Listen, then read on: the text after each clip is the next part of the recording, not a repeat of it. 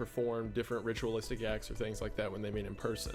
Every bit of information I could find pointed towards a specific setting in which around the 2010s in Los Angeles there were several murders that occurred, supposedly by an internet cult that started online, but this is just in reference to that idea. The Toronto Protocol is in reference to French documents that were found in 1985. Supposedly this document was a French translation of a form that was handed out to several different world powers and world elites around the same time. The basis of this document was that in order to pass agendas into society, that they first need to begin by breaking down ideas of family, ideas of tradition, and things such as. One of the main things in the manifesto was destroying religion by indoctrinating communities with the idea that religion is not a good thing and should instead be handed off to governments and things like that to mandate what the people think. Of course, this all relates back to Illuminati, New World Order type stuff, but the reason it's called the Toronto Protocol is because it was originally discovered in Toronto, or by someone in Toronto. The Perestroika deception, at least I think that's how it's pronounced, is in reference to a new USSR idea that came out of the Cold War. Out of the Cold War, Gorbachev developed this idea of Perestroika, which is essentially saying that in order to further progress the communist ideal within Russia, that they need to be more subdued about it and not as gung-ho as they were during the Cold War in trying to push socialist ideas onto others.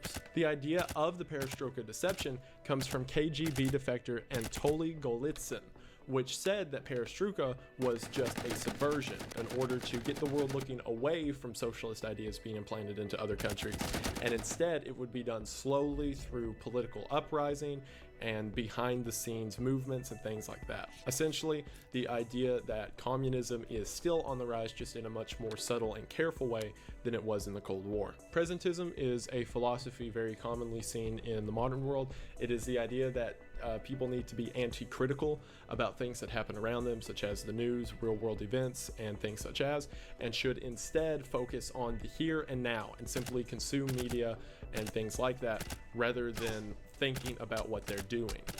The idea behind it is that New World Order, Illuminati stuff purposefully injects this into the population to make them more submissive to whatever agendas they try to propagate. The Boots Void, or Burt's Void, not sure how to pronounce that, it is a region in space that is 330 million light years in radius. It is also known as the Super Void, and the reason it's called this, it is a peculiarly large amount of space for so few galaxies. Originally in 1960, it was estimated that only 8 galaxies existed in this entire 330 million wide area. After modern research, it's believed the number is closer to 2,000, but still, that puts it at less than 1/10 of the normal galaxy compaction that occurs throughout space. It raises the question as to why such a wide area of space is completely unpopulated. Some even take this theory to the extent and say that it is because of alien races that colonize and destroy galaxies as they come across from them, and we are simply seeing the aftermath of that. Yellow Cuban balloons is in reference to 7 yellow balloons that were found in a box off the coast of Florida in the 1970s. Given the address and the date on the box and the condition of the box itself, it was estimated that these had been floating in the ocean for roughly 8 weeks. The address on this box said that they were from the USSR to Cuba. When opening the box, they discovered 7 identical yellow balloons that were all inflated with what seemed to be normal air lined in the bottom of the box. After doing research on them, there was absolutely nothing weird about the box itself. There was no wrong condition to the gas inside of the box, there was nothing special about the box itself, but for some reason these balloons were just being shipped in a crate to Cuba for seemingly no reason, and why were they floating in the middle of the ocean? It's still one of those old Cold War mysteries that have never been solved, and probably never will. Driver killed JFK is specifically in mention to William Greer, and while initial reports that came out immediately after John F. Kennedy's murder believed him to be the shooter as he turns back to Kennedy in the Zapruder film before the shot goes out, the actual version of events makes a bit more sense. The driver, William Greer, as well as the passenger in the front seat were both CIA agents, and going into the idea that the CIA murdered Kennedy, things start to add up. For example, why after the first shot was fired did he slow down instead of hitting the gas, driving, turning around, doing anything, but he brought the car down to a 7-mile-an-hour speed?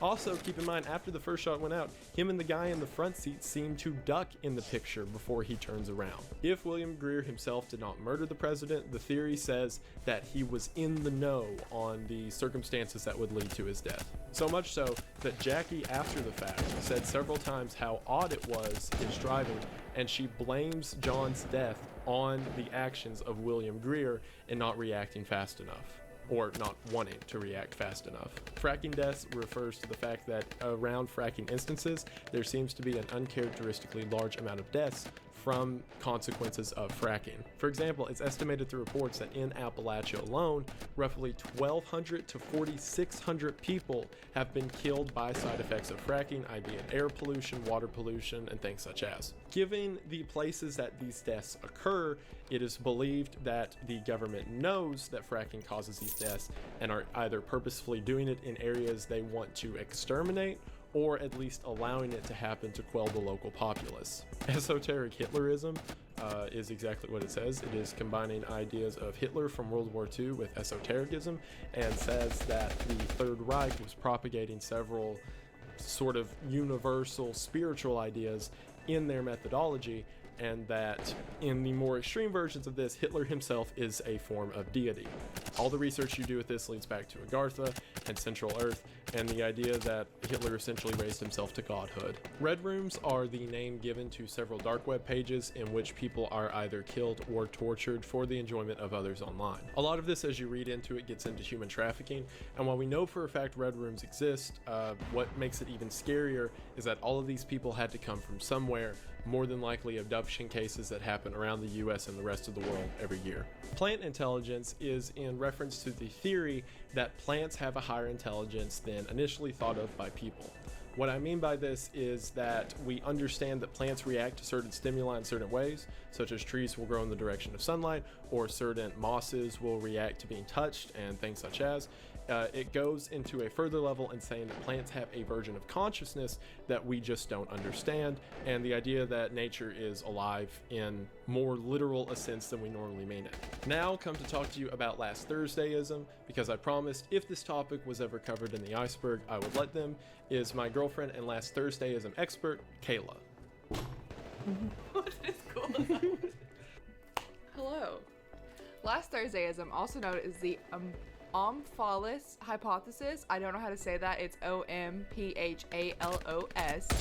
is an idea based around the book of Genesis and creationism that states that when God made the earth, he would have obviously had to make Adam and Eve fully grown with hair, a navel, skin, toenails, and that the grass would have been months old grass at least, and the earth would have been fully formed in a way that made it look 1,000,000 years old.